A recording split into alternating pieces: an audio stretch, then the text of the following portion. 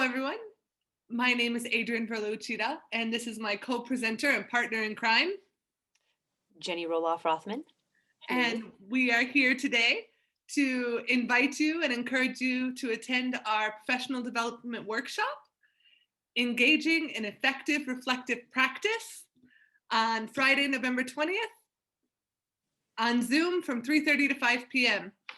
And basically, the reason we chose this topic is because we ran across Tom Farrell's plenary presentation at JALT 2014, and then in spring of 2018, we had a spring of reflective practice where we both ended up attending workshops by Ken Tamai and Atsuko Watanabe, and again, Tom Farrell's workshop in Tokyo.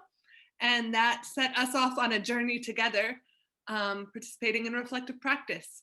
So that's a little bit about us, and Jenny's going to share about what we're going to do during the workshop. Yeah, thank you, Adi. So what we'll be doing in the workshop is kind of a basic introduction to reflective practice for those of you who are not familiar with it. A lot of the sources we'll be using are going to be coming from Tom Farrell's work, but we'll introduce other people as well. It's important that good reflective practice be systematic, so that you understand yourself as an educator and you understand why you're doing what you're doing and whether or not it is effective. And there are 6 principles that Farrell has for this. And he recommends using these to sort of help create that systematic structure so that you can reflect effectively.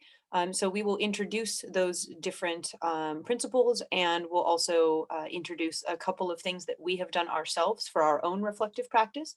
And then we'll be running a couple activities so you can experience it yourself. And we hope that you can take that back to your institution and encourage others to also engage in RP with you, not just doing it by yourself.